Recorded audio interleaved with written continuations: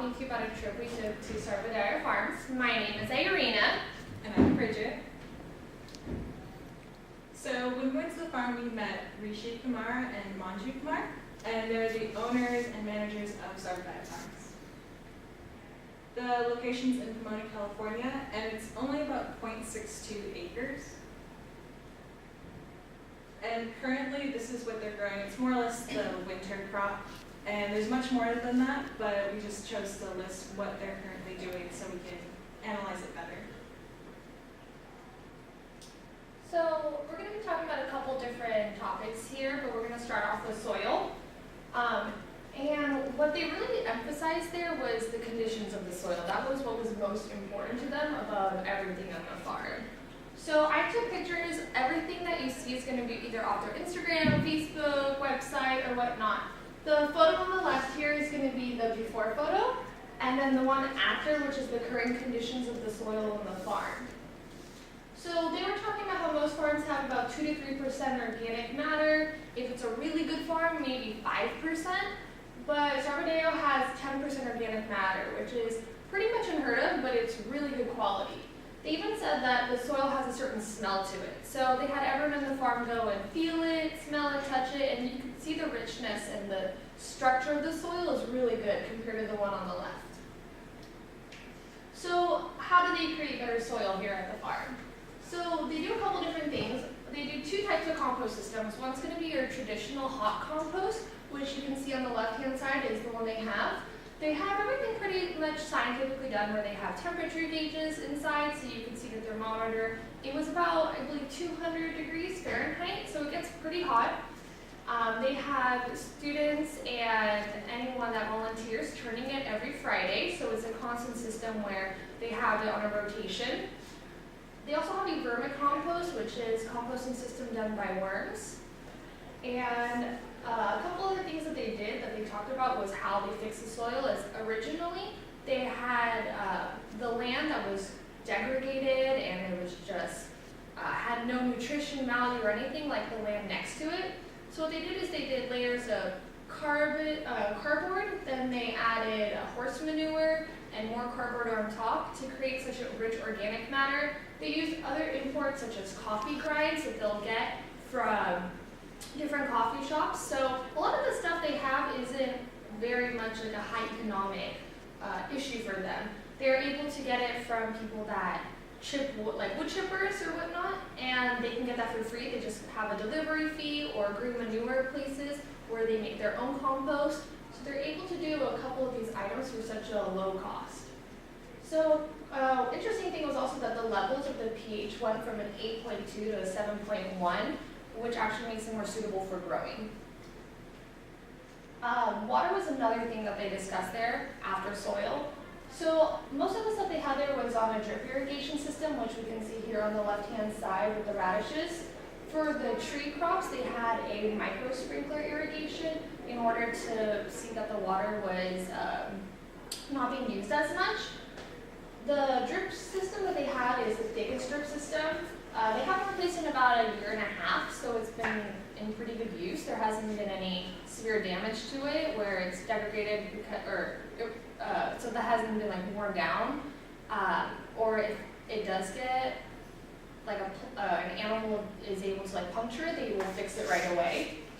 They water about 3 days a week. I believe they talked about being on the farm Mondays, Wednesdays, and Fridays. And then what was really interesting is that the farm uses about 25 to 26 units of water, which is the same amount as a single family uses in LA. Something else I found really interesting that they had there is a 55-gallon blue barrel pond. So they refer to it as an oasis in the desert. So in an urban environment, there aren't a lot of places for animals, for birds, for different biodiverse creatures to get the water that they need.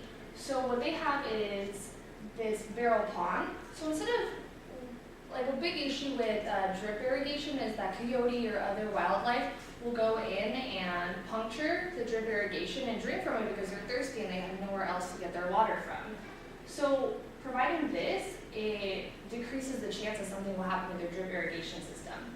They also use hyacinth plants that oxygenate and filter the water so that it doesn't need like an automatic filter or anything of that sort. It's all just done on like a whole biomimicry system. And they believe that it doesn't matter how much water you use as long as you put it back. That was a pretty big thing they talked about. That even if you are using the drip irrigation, you need to put the water back for groundwater source too. A couple inputs that they also talked about that they use are kelp meal, manure, compost, rock basalt, which is a form of rock dust, feather meal, which are ground chicken feathers. They do nitrogen fixation for lagoons, and then they also do pasture management with electric fences. So they'll have chickens grazing throughout the electric fences, and when they don't want them to graze in that specific area anymore, they'll move the fence to another area so they're able to manage their pastures in a way that it's not getting too, so the chickens aren't grazing it down too much. So now that we've discussed many of these qualities that relate to soil enhancement and water saving techniques and the lack of inputs, it all leads to a greater point, which is their overall environmental health. And you can see the environmental health from the biodiversity that was very apparent on the farm. And they created it through integrated systems. So some examples of the integrated systems that they use were planting peas and garlic chives together. What that does is it acts as a natural pest control.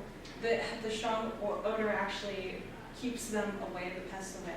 So they don't have to put any more pesticides or herbicides inside. They also had the moringa trees, which the roots were consistently in the ground, which helped build soil quality and shade the plants below it. And it also allowed for bird homes, so that brought in more pest control naturally. They adopted 10 cats. I think it's on the next slide. They adopted 10 cats to help ward off nuisance critters.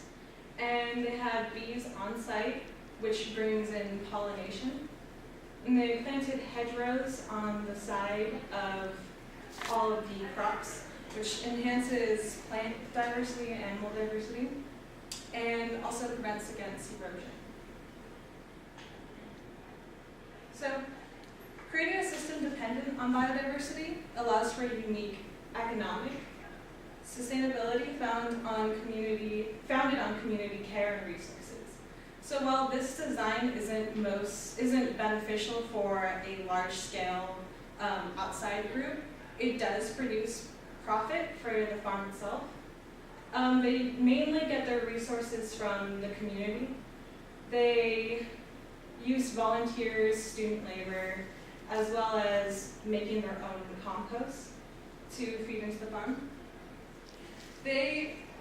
On the farm, they told us that they actually produce just as much or even more products because they do pre-planting with the nursery.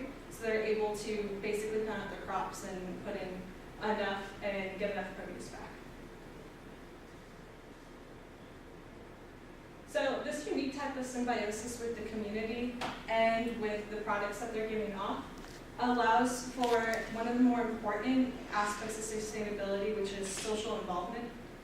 They involve the community by allowing them to participate and educate themselves on aspects of urban farming. So they're enabling the community to see the value, the value of the social economics of regenerative practices in the urban areas. And most of all, they're allowing for global concerns to be combated on a local level.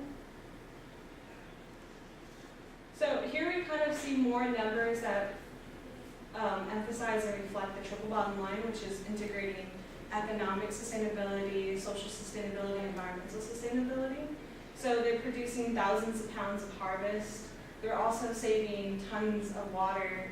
And through these social programs of actually allowing the community to come in and have a say of how they're producing organic food and getting nutritious food, they're allowing for overall sustainability in an area that wouldn't necessarily have those things if this farm isn't in place.